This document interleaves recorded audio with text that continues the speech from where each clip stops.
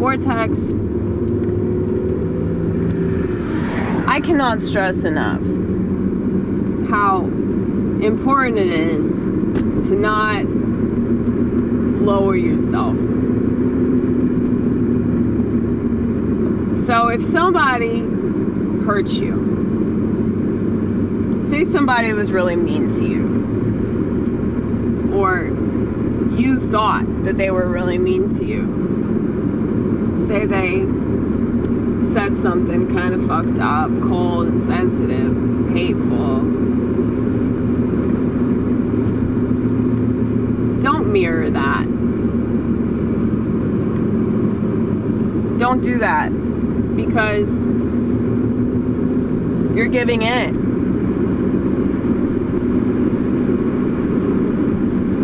A lot of the time people say and do fucked up shit.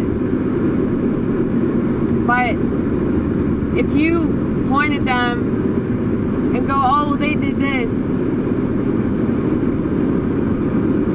that means that I can retaliate. That means that I can also say and do fucked up shit.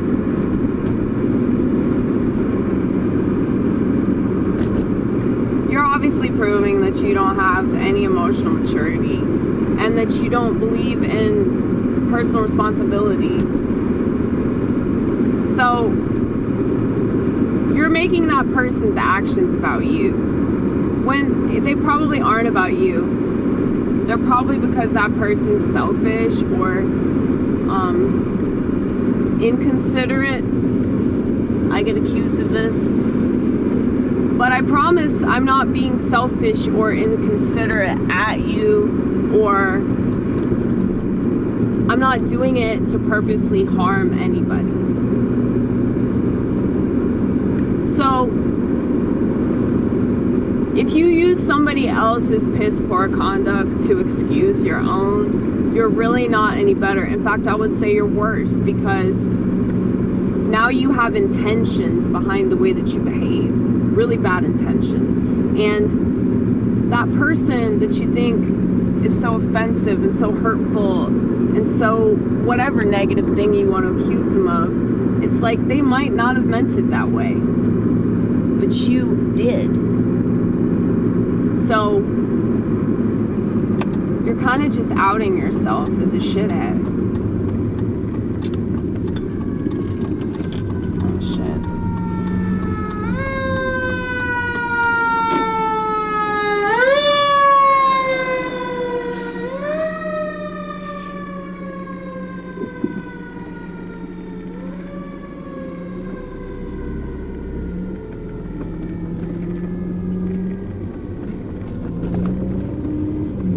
That was good timing though, because what I'm talking about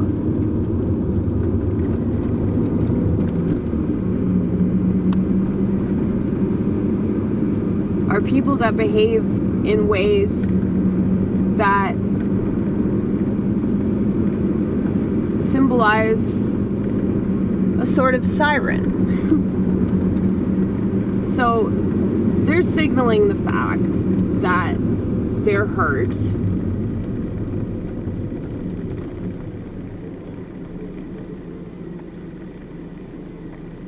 Oh my God, why can't you just go? Because it was your turn to go. It was your turn. You just fucked up the rotation. Anyway, sorry.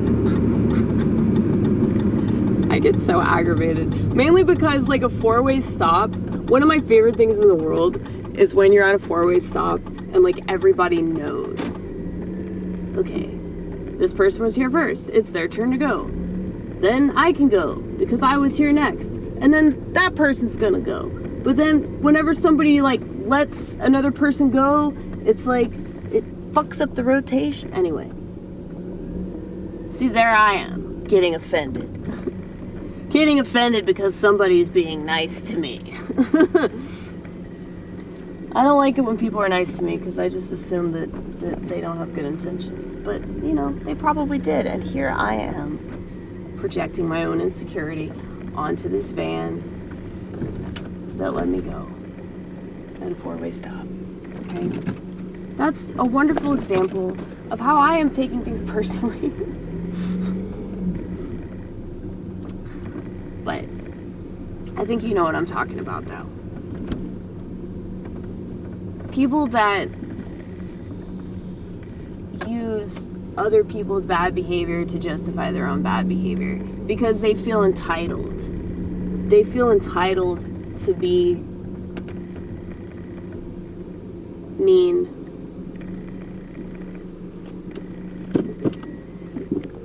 Or rude. I mean, I see it all the time in my drive-thru. I say my drive-thru like I own the place, but I haven't worked that drive-thru in a long time. I don't know why I said it like that. That was foolish.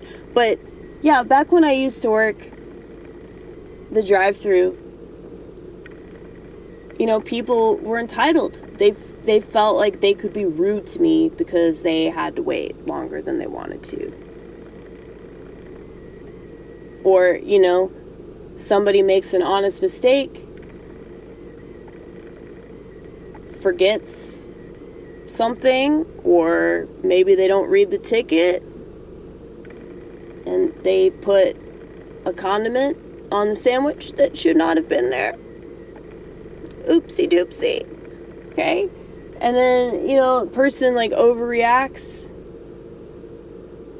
acts like they just got raped in the drive-thru. Okay.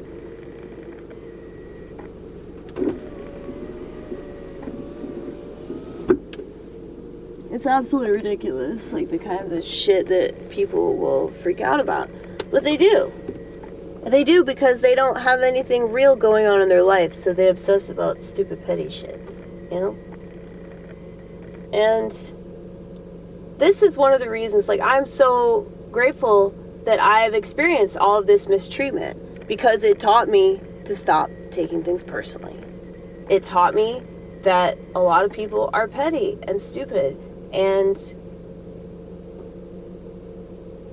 they don't read and they aren't considerate. You know, okay, so last night, all my coworkers were all excited because they thought we were gonna leave early, which is stupid. And I've worked at Steak and Shake way too long to ever think that.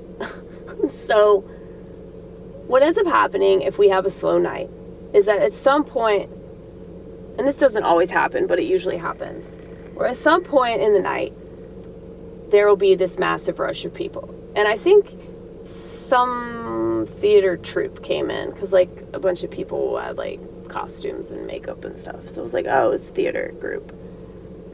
And this was around 9 o'clock. So we close at 10. And all my coworkers were like suddenly pissed off about it. Like, they're pissed off that the restaurant's still open for another hour and people come into the restaurant to, you guessed it, eat food. Okay? They were mad about that. And I mean, I get annoyed. I don't really get pissed off, but I get annoyed. But I always find this shit funny because it's like, I've just worked in restaurants for too long to keep getting pissed off about the same thing. But like, to get mad that people are eating at a restaurant that you work at, like you're getting paid to work. You're getting paid to do a job. And those people that are coming in to eat, like they're actually, you know, helping you make money because they're providing business,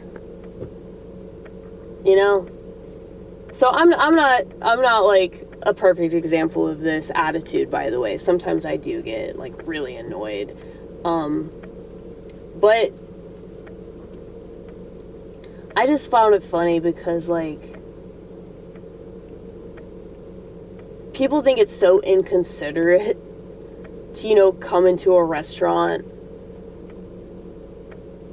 like before we closed. I mean, this was an hour before we closed, so it was kind of ridiculous that they were mad about it. I could understand if them getting mad if it was like maybe 10 minutes before we closed and like a giant ass rush of people came in, but like an hour before we closed, I mean, they left. They left when it was time to close. They weren't just like hanging out.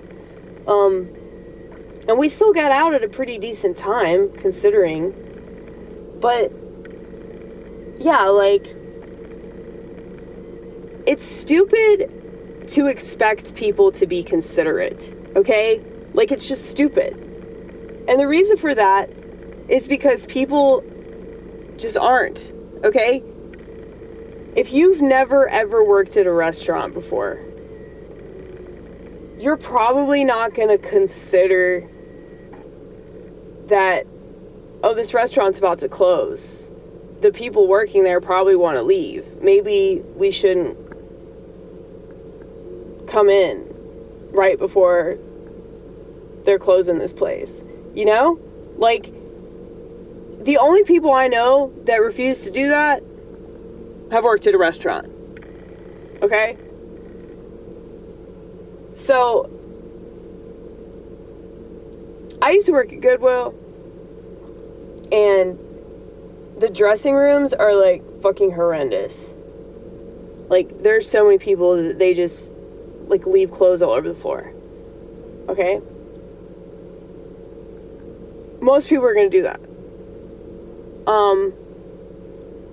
Unless you've worked in retail, you're not gonna know not to do that. You know? And so, it's stupid. It's fucking stupid, dude. Stop expecting people to not be selfish. I would say that it's really selfish to expect people to not be selfish. Like, you're making everything about you. And oh, you're being inconvenienced. You know? You can be annoyed, but to be pissed off is just fucking stupid. Save the anger for something worth a shit, you know? But I think a lot of people just want to be angry. They want to be angry, and the stuff they're angry about doesn't make sense, which is why they just keep on going. It's like this ongoing freight train, because there's always going to be another caboose. You know, you could just keep adding useless caboose after useless caboose after useless. Is caboose the right word? Yeah, I think so. Boxcar. It's boxcar. Oh, okay, boxcar. You're just gonna keep adding more and more boxcars that are a total waste of your time. Because you haven't realized that you're the one driving this thing. You're the one that is pointlessly fired up about something that ain't gonna change. You know? And it's like,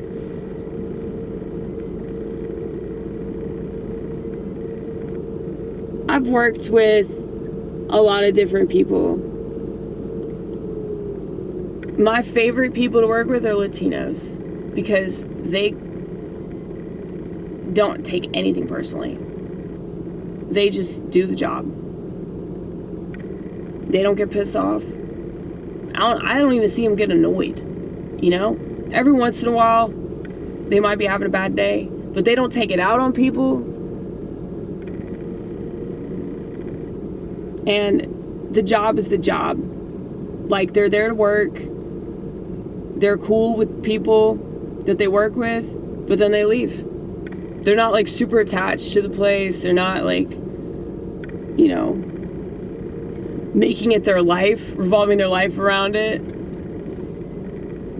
So they are my favorite people to work with.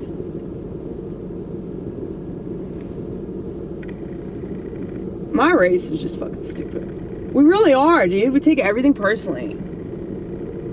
Black people are better about this, at least the ones that I've worked with.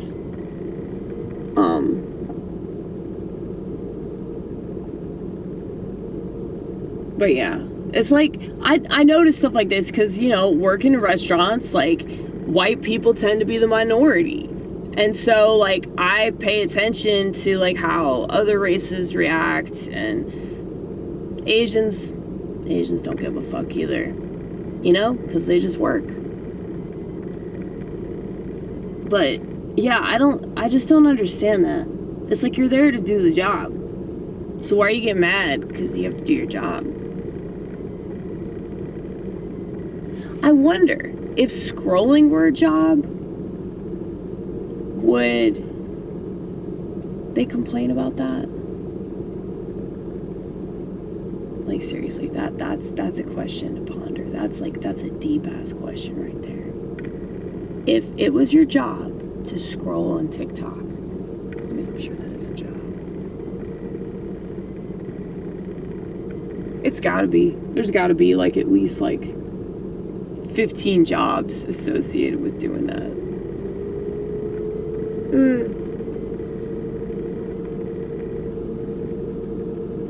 Yeah, I'm sure. Well, technically, like, DoorDash is that. Like, so you drive around, you pick up people's food. But the majority of the time, and I can attest to this because I see them do it all the time, they're standing there waiting for their food and they're just scrolling.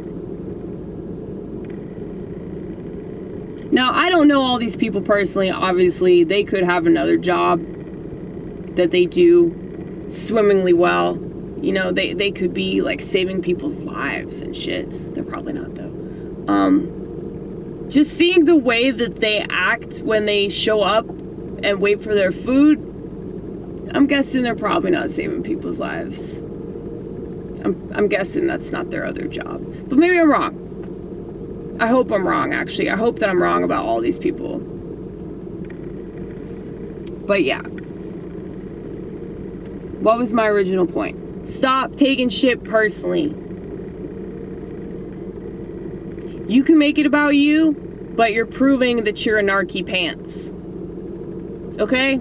You're proving you're a narky pants. And narky pants should never be taken seriously because they don't even understand their emotions. So, if you're taking shit personally that ain't personal, you're just wasting your time. And even if it is personal, like, even if somebody does go out of their way to hurt you, or they mistreat you, and you know for a fact that it was about you, you know for a fact that they did it to you specifically, the greatest way to say fuck you is to not get upset. Gray rock their ass, okay? Gray rock their ass.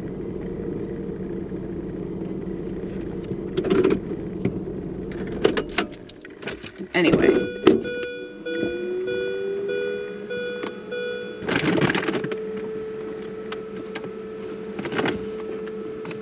A lot of people have an identity in offenses. They have an identity in their anger. They have an identity in their sadness. I mean, that's my problem, is the sadness shit. So it's like, I'll just find shit to get sad about and just keep obsessing about it, you know?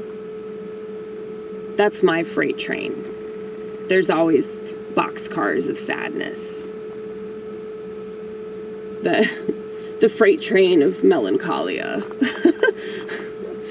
But yeah, like, everybody has that. That's actually a really good metaphor. I should try to use that as like a bit. I don't know how I could put that on a poster, but I'm sure we could figure it out. But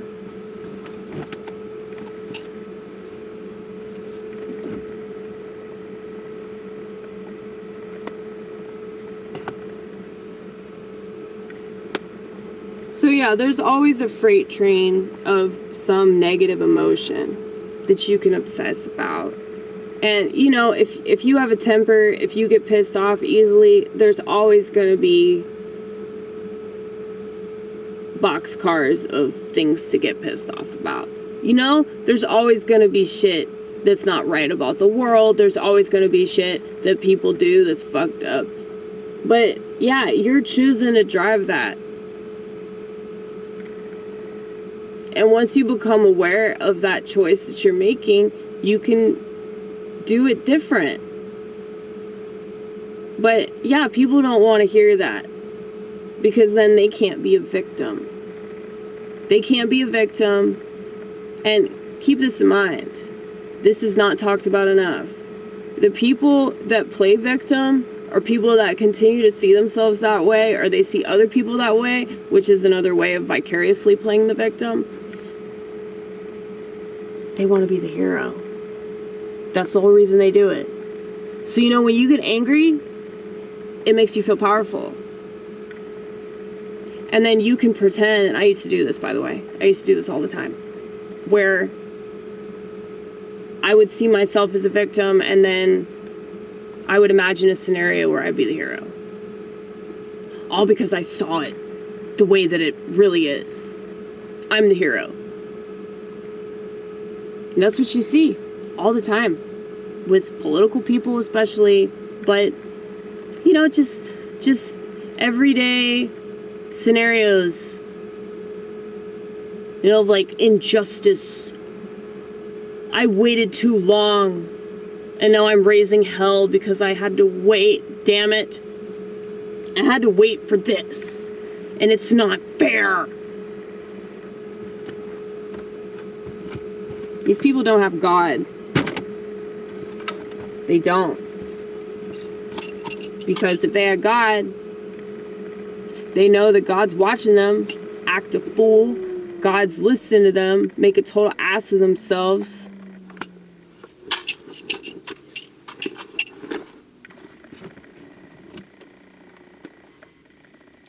But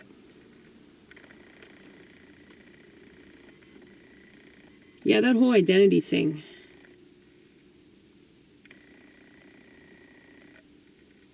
So corrosive. I mean, we're not identity. We're really not. I mean, just like you're not your thoughts and you're not your feelings, you're not who you think you are, you know? Like, I know I talk about schizophrenia a lot, but I'm not, like, obviously, like, that's not all of me. Like, there's a lot more. But it's like, I'm not just schizophrenic. I'm not just a woman. I'm not just Caucasian. I'm not just American. I'm not just a millennial. I'm not just a fucking weirdo, crazy cat lady, you know? It's like there's so much more. So I did a poster a long time ago with the word identity. So I think I'm going to do another one. Identity is the entity of the id. And the id, according to Freudian terms, the id is like the devil. Or, you know, like the angel, devil on your shoulder or whatever. The id is the devil, and the superego is the angel, and the ego balances them out. So I was thinking about how, yeah, when you obsess about your identity, and I mean, this is so clear with race and gender and sexuality and all that, but it's also really apparent when it comes to anything involving this country. Like, people that love this country, like patriotism, all that shit.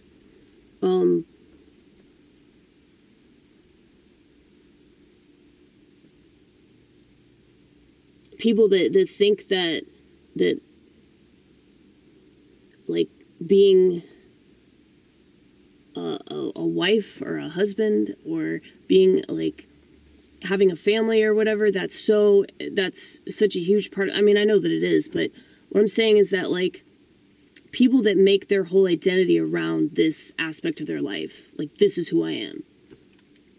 You know, because you see this a lot with, you know, people that say that I'm child free, or, you know, like, I'm making my whole identity around being single and and living my life the way I want to live it. And it's just so stupid, dude. Like, social media is just proving how fucking retarded everybody is.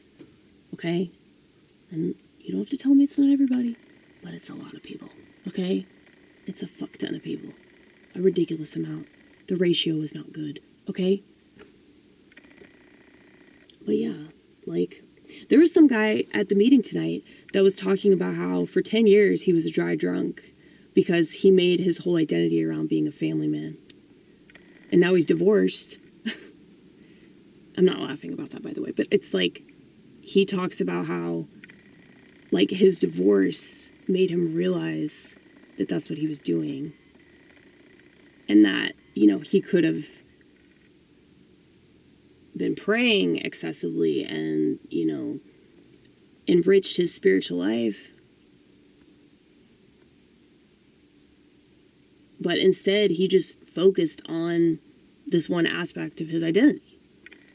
You know, and so that's an example right there of a good thing. You know, being a family man, that's a good thing, right? Being a father, being a husband, that's a good thing.